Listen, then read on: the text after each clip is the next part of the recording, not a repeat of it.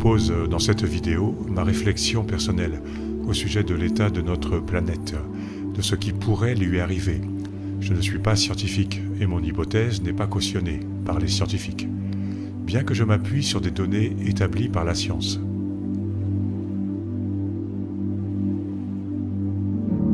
Résumons le propos de cette vidéo. Les climats de la Terre se réchauffent d'année en année. Des records de chaleur sont battus tous les ans. Cela fait fondre les glaces des pôles nord et sud, l'Arctique et l'Antarctique. La fonte des glaces fait monter le niveau des océans. Il y a de grandes masses qui se déplacent à la surface de notre planète, puisque d'énormes quantités de glace se transforment en eau, et cette eau se répartit ailleurs.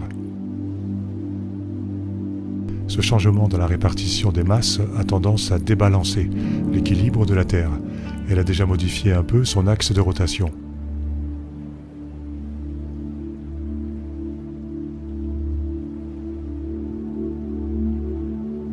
La Terre se réchauffe. Un rapport de l'OMM, l'Organisation météorologique mondiale, le confirme. Pendant la période 2015-2019, la température moyenne s'est élevée de 1,1 degré Celsius par rapport à la période 1850-1900.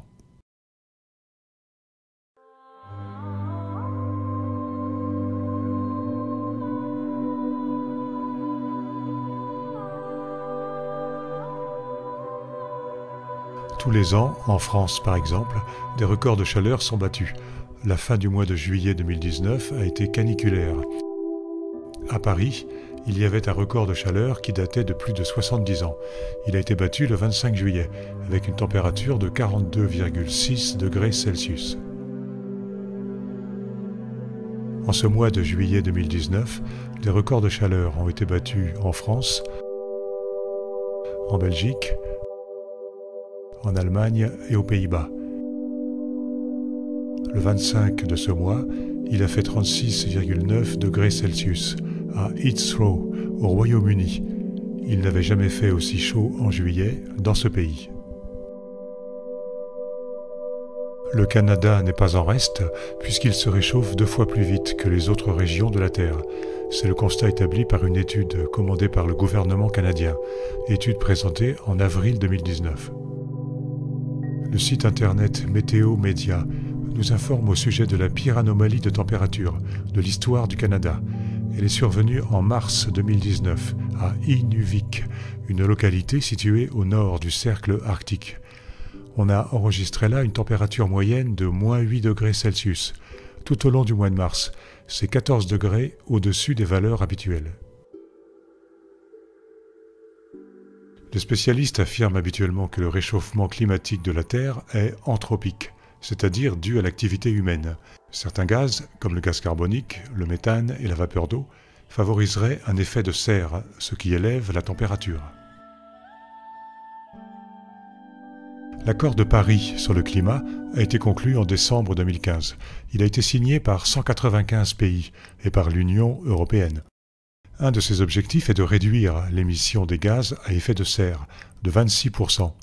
Malheureusement, un rapport de l'OMM conclut que la Terre continuera de se réchauffer d'environ 3 degrés, même si les ambitions de l'accord de Paris sont validées.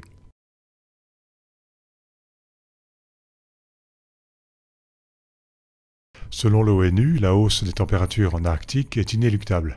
Les glaces vont continuer de fondre et les mers continuer de s'élever. Conséquence de l'inertie du climat. Même avec une réduction drastique des gaz à effet de serre, le réchauffement va continuer à se faire sentir, au moins jusqu'en 2050.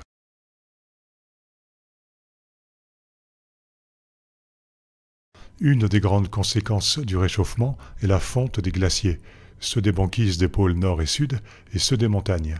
La disparition progressive et constante des énormes masses glaciaires des pôles est une tragédie, et le signe que le monde de demain ne sera pas le même que celui d'aujourd'hui.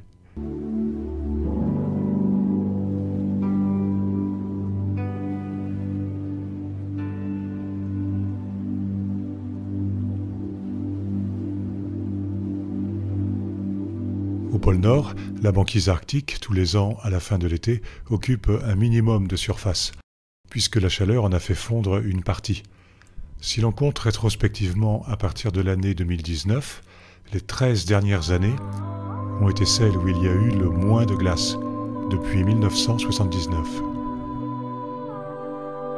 L'année 2019 elle-même a été marquée par le deuxième record de fonte depuis 1979.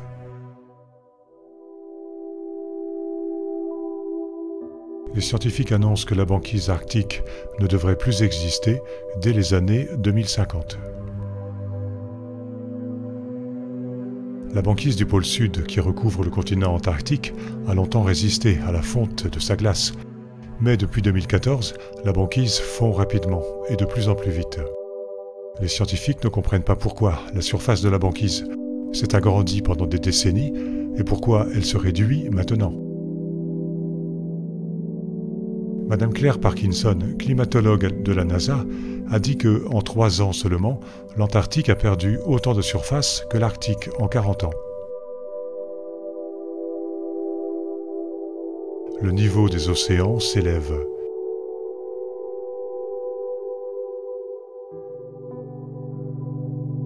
Si la totalité de la glace de l'Antarctique fondait, le niveau des océans monterait de 60 mètres.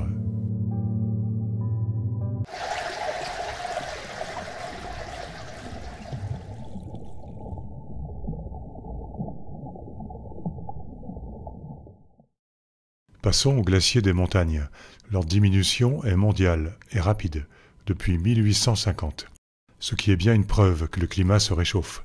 Il ne devrait plus y avoir de glaciers de montagne sur la Terre d'ici 50 à 100 ans.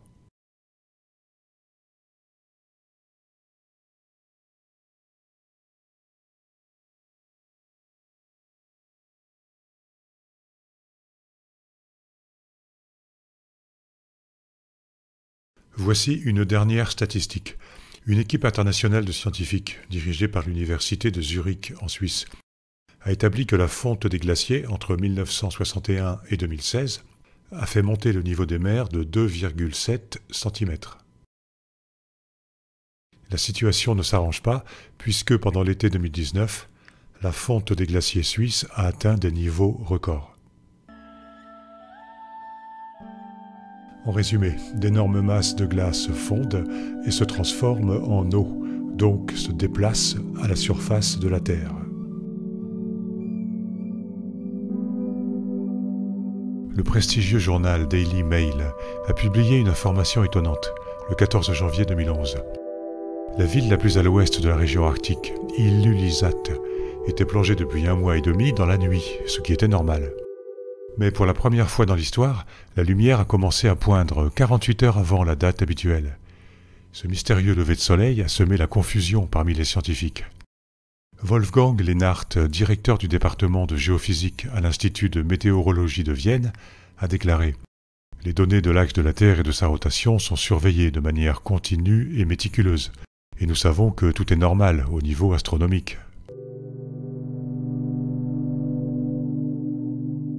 Une vidéo, visible sur Internet, donne la parole à des Inuits, des habitants de l'extrême nord de l'Amérique.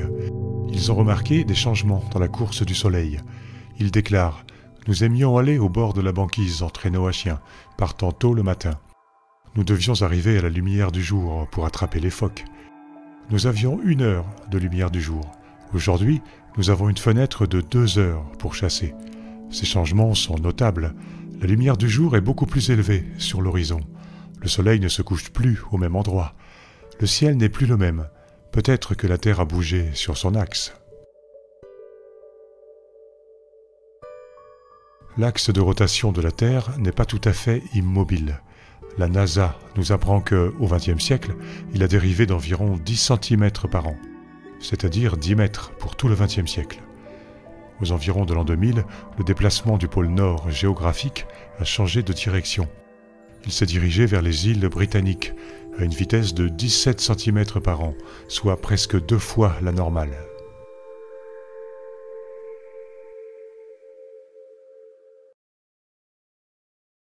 Le chercheur Surendra Adhikari, l'auteur principal d'une étude scientifique, affirme que la calotte glaciaire du Groenland perd de la masse à cause de la fonte de la glace.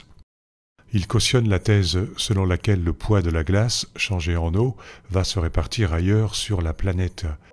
Il nous confirme que cette redistribution des masses fait que l'axe de rotation bouge pour s'adapter à la nouvelle situation.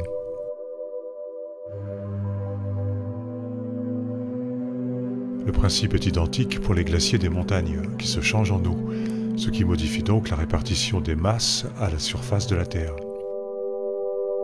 La NASA écrit la phrase suivante.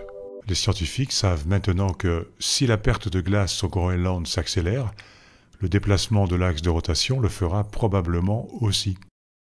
Cela signifie que la fonte des glaces fait changer l'emplacement des pôles de la rotation. Ce mécanisme ne joue qu'un peu pour le moment, mais que se passera-t-il quand beaucoup plus de glace sera fondue? L'axe de rotation bouge légèrement jusqu'à présent. La fonte des glaces des dernières années, qui se poursuit aujourd'hui encore, est responsable pour 2/3 de la modification de cet axe. Le dernier tiers est le fait de la convection du manteau terrestre. Le noyau au centre de la Terre est chaud, ce qui fait bouger verticalement des roches. Ces mouvements modifient la répartition des masses, ce qui interfère avec l'axe de rotation. Ce sont des scientifiques qui le disent. Une page internet du CNRS, le Centre national de la recherche scientifique, commentait un cas de figure présenté comme purement fictif. Le CNRS cautionnait les affirmations suivantes. Ouvrez les guillemets. Il a été montré que la dérive du pôle de rotation d'une planète peut être produite par des changements dans la distribution des masses dans son manteau ou à sa surface. Trois petits points. Un réarrangement de masse de grande échelle va donc entraîner la Terre à basculer pour se rééquilibrer par rapport à l'axe de sa rotation. Fermez les guillemets. J'avais repéré cette page et copié cet extrait que j'ai conservé. Depuis, la page a été supprimée pour une raison que j'ignore. Flavio Barbiero est un ingénieur à la solide formation scientifique. Il a écrit « L'axe de symétrie de la Terre, comme pour la roue d'une voiture, est déterminé par la répartition des poids à sa surface et à l'intérieur. La rotation se fait toujours avec un équilibre parfait, avec la répartition des masses de la Terre et l'ensemble des forces qui agissent sur ces masses. C'est précisément pour maintenir cet équilibre que l'axe change continuellement. Tout déplacement de masse sur la Terre entraîne un déplacement des pôles. On pourrait se demander si le petit glissement de l'axe, progressif et apparemment insignifiant, ne va pas se transformer d'un seul coup en un basculement brutal et rapide, quand plus de glace aura fondu.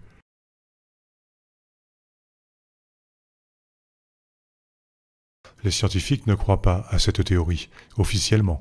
Il faut dire aussi que s'ils savaient qu'un basculement de l'axe de rotation va arriver et que personne ne peut rien faire pour enrayer la mécanique, ils ne diraient rien pour ne pas semer la panique dans les populations.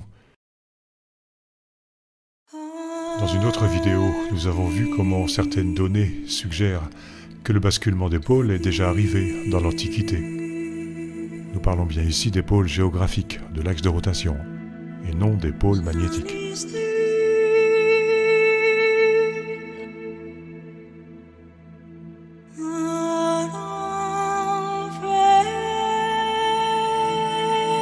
Quittons un moment l'aspect scientifique pour nous tourner vers les expériences paranormales.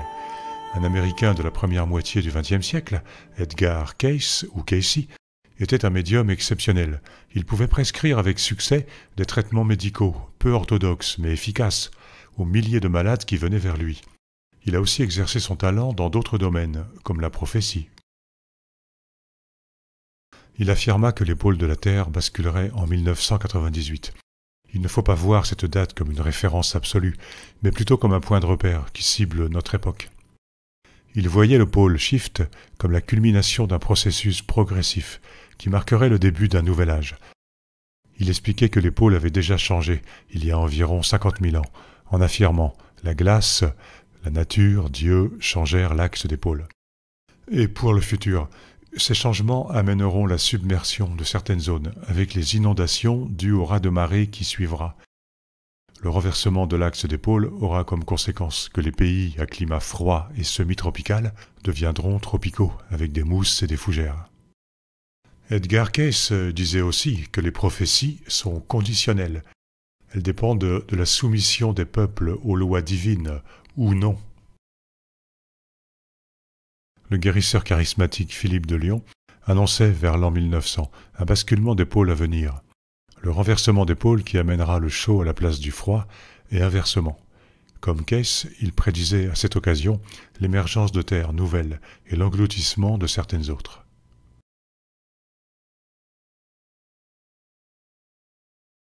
Le physicien Albert Einstein croyait en une variante du basculement des pôles. Il pensait que la croûte terrestre pouvait se déplacer à la surface du globe, sous l'effet de la force centrifuge, générée par le mouvement de rotation.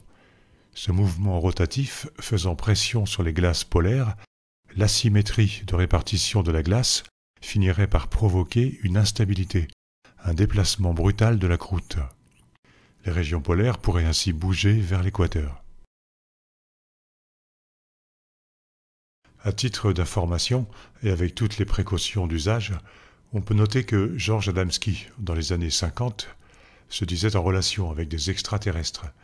Un certain Orton, un Vénusien, lui aurait dit « Il pourrait vous intéresser d'apprendre qu'un basculement de votre Terre sur son axe se prépare actuellement. C'est l'une des raisons pour laquelle nous la surveillons, car sa relation avec les autres planètes de la galaxie est très étroite. » Plus récemment, Ned Dougherty était un cocaïnomane, coureur, alcoolique et millionnaire. Il passait son temps à faire la fête. Après un arrêt du cœur, il a vécu une expérience aux frontières de la mort, une NDE, de laquelle il a rapporté des prophéties. Il annonça les attentats du 11 septembre avant qu'ils ne se produisent. Il eut l'annonce, lors de sa NDE de 1984, des désordres climatiques que l'on constate aujourd'hui et depuis des années. Il écrivait dans son livre « Un déplacement de l'axe terrestre entraînera des changements climatiques spectaculaires et pourra s'accompagner de séismes gigantesques, d'éruptions volcaniques et d'énormes raz de marée, phénomènes qui toucheront les côtes est et ouest des États-Unis, ainsi que le reste du monde. » Dougherty précisait que la catastrophe n'arriverait pas si l'humanité s'améliorait moralement.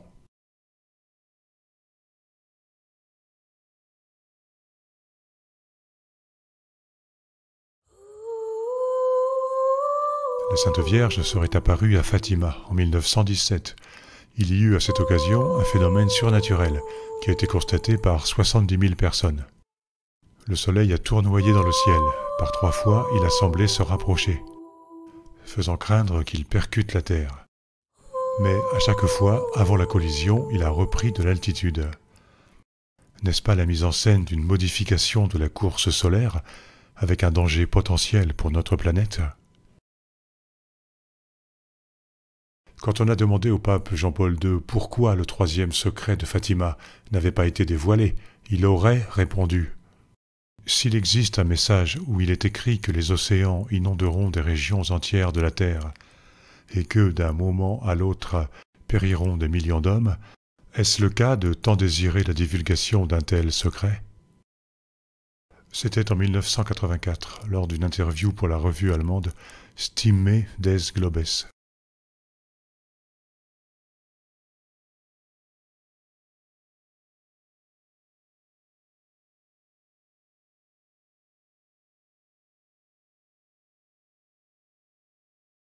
Pour le GIEC, le groupe d'experts intergouvernemental sur l'évolution du climat, les activités humaines, notamment l'usage des énergies fossiles, a conduit à une hausse exceptionnelle de la concentration des gaz à effet de serre, transformant le climat à un rythme jamais vu par le passé.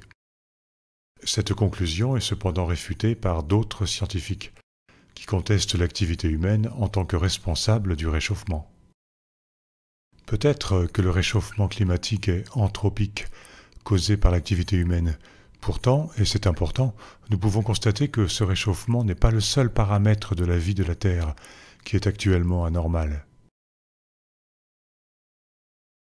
Des chercheurs de l'université d'Aarhus, au Danemark, ont mené une étude publiée dans la revue Nature, le 22 janvier 2018. Pour eux, il existe une source de chaleur cachée sous la calotte glaciaire du Groenland, qui pourrait provenir de l'intérieur de la Terre, cette chaleur étant plus élevée que prévu. Elle ferait donc fondre la glace par en dessous. La revue Science a publié le 14 juin 2013 une étude dirigée par Éric Rignot. Elle établit que les barrières de glace fondent essentiellement par en dessous, avant même de former des icebergs. Un mécanisme de chaleur géothermique qui monterait du sous-sol pourrait expliquer l'augmentation des canicules sous-marines, endommageant les écosystèmes du monde entier. Depuis 1950, le nombre de jours de canicules marines s'est accru de 50%. Les spécialistes estiment qu'elles seront dans l'avenir encore plus destructrices.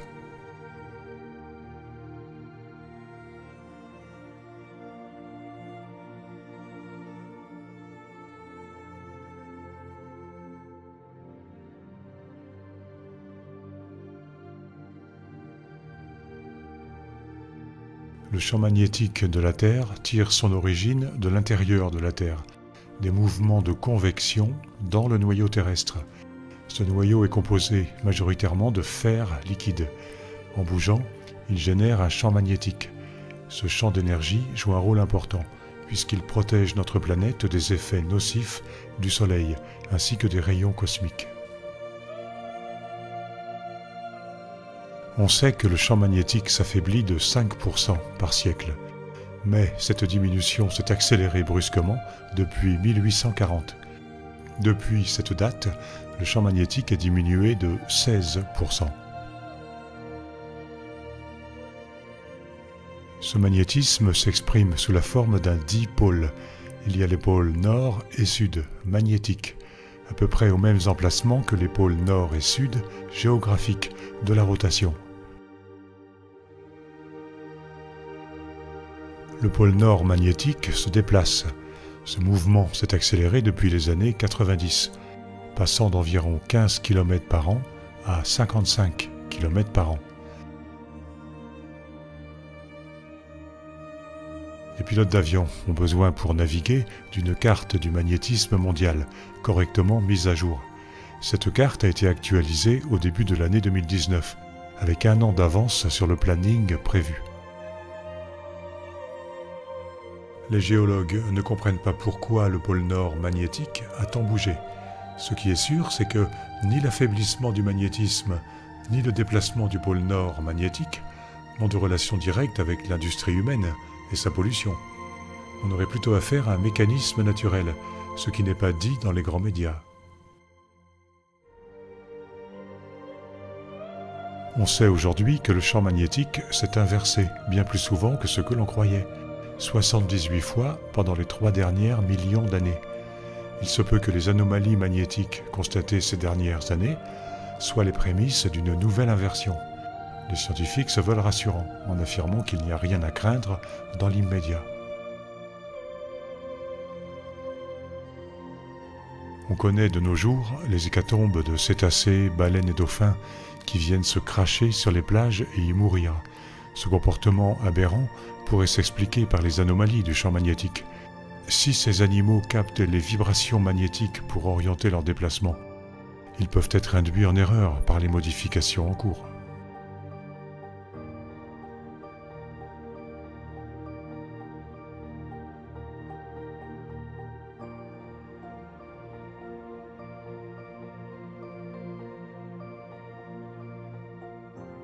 Le sujet des chemtrails prête à controverse. Certaines personnes voient dans le ciel des traînées d'avions qui se différencient des contrails, les traînées classiques. Les chemtrails seraient les gaz évacués par les avions, mais qui se dilateraient dans le ciel, jusqu'à couvrir de larges portions de celui-ci. Les gouvernements et les grands médias nient l'existence des chemtrails. Mon avis est un peu différent, puisque j'en ai souvent vu dans ma campagne de l'Est de la France. Si l'on admet leur existence, les chemtrails seraient des techniques de géo-ingénierie visant à modifier les climats. Plus précisément, ils auraient 2 effets utiles. Premièrement, réceptionner une partie du rayonnement solaire et donc freiner le réchauffement climatique, donc freiner la fonte des glaces, donc freiner la mécanique du basculement. Deuxièmement, pallier à l'affaiblissement du champ magnétique, l'épauler, puisqu'il est censé protéger les formes de vie sur la Terre. On nous dit qu'il n'y a pas plus de tremblements de terre qu'avant. Pourtant, le nombre de gros séismes, d'une magnitude égale ou supérieure à 8, a augmenté ces dernières décennies. Depuis quelques années, de grandes fissures ouvrent le sol en deux, un peu partout sur la planète, au Pérou, au Chili, en Bolivie, en Arizona, dans le Wyoming. Edgar Cayce avait alerté. La Terre se rompra dans l'ouest de l'Amérique. C'est le cas. C'est dans cette partie du continent américain que se trouve le parc de Yellowstone. Là est apparue, en juillet 2018, une fissure de 30 mètres de largeur. Le médium Edgar Cayce a dit « Le glissement de l'axe d'épaule, c'est-à-dire le commencement d'un nouveau cycle, se fera d'abord en douceur. Puis il viendra un temps où, le processus s'accélérant, il deviendra violent, sous forme d'éruptions volcaniques, séismes, pluies diluviennes, tsunamis. »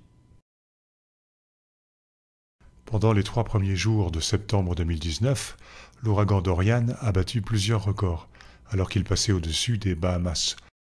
On constate actuellement une intensification du nombre d'ouragans. En décembre 2004, un tsunami dans l'océan Indien a fait 230 000 morts. En 2011, un tsunami extrêmement puissant a frappé la côte est du Japon et tué 18 000 personnes. Aux États-Unis, il y a de plus en plus de terres qui reçoivent des pluies extrêmes en une seule journée. Le coût des dégâts dus aux catastrophes naturelles a augmenté de 150% en 20 ans. Les catastrophes naturelles les plus fréquentes sont les inondations et les tempêtes. Elles étaient en hausse dans le monde au cours du premier semestre 2019. Elles sont en partie liées au réchauffement climatique. Mais ne sont-elles pas aussi l'expression d'un grand changement que la Terre vit à notre époque ? Cela expliquerait pourquoi l'axe de rotation bouge plus rapidement dans une nouvelle direction. Pourquoi le champ magnétique s'est affaibli. Pourquoi des fissures ouvrent le sol. Pourquoi il y a plus de gros séismes et de catastrophes naturelles qu'avant. Les ésotéristes affirment que notre planète vit une fin de grand cycle de 13 000 ans.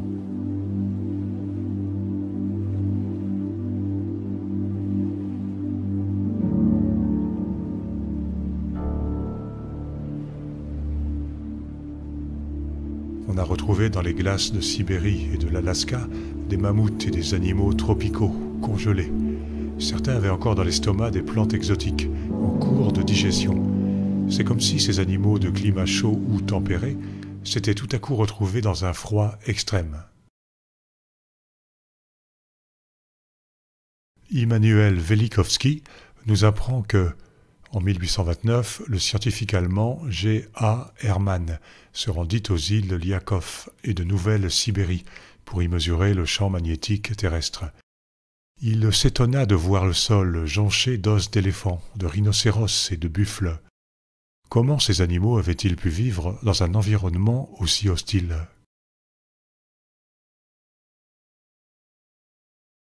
De plus, dans la région de l'extrême nord, on a découvert une forêt tropicale fossilisée, sous les glaces de l'Arctique. Même son de cloche au pôle sud. Sous la banquise d'1 kilomètre de profondeur, des scientifiques ont retrouvé une forêt tropicale fossilisée, avec des fougères et des palmiers. C'est plutôt étrange, puisque la température moyenne en Antarctique est de moins 80 degrés Celsius.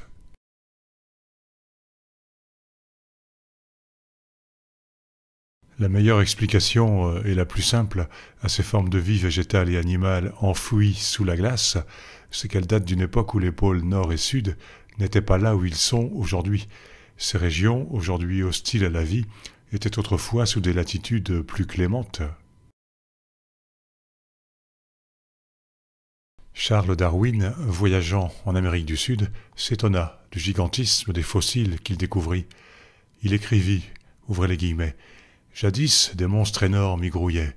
Maintenant, nous n'y trouvons plus que des pygmées, en comparaison de leurs prédécesseurs historiques. Dans la longue histoire du monde, rien n'est aussi étonnant que ces incroyables exterminations, plusieurs fois répétées, fermez les guillemets. Mais si Darwin recadrait ses observations dans une évolution lente des espèces, D'autres sources scientifiquement sérieuses soulignent l'extrême brutalité de ces extinctions. Un autre indice vient de certaines cartes anciennes. La carte de Piri Reis montre le monde connu à la Renaissance, avec aussi une partie de la côte du continent antarctique.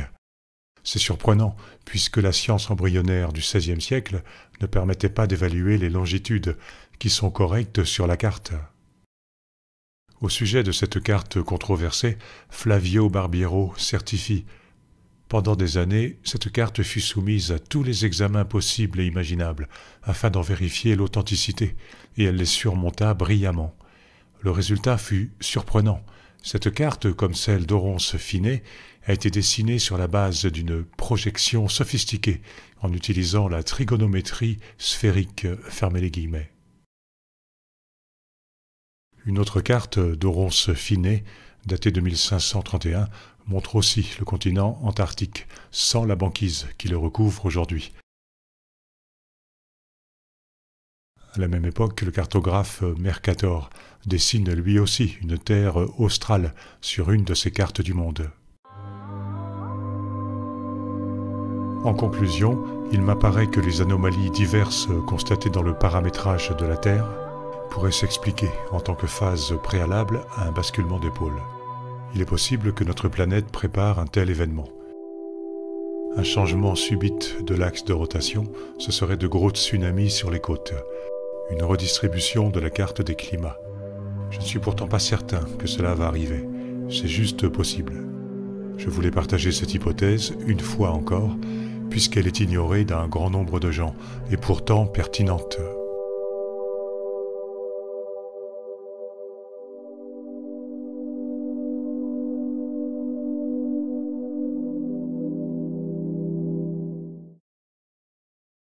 N'oubliez pas de mettre un like si vous avez aimé cette vidéo. Vous pouvez vous abonner à ma chaîne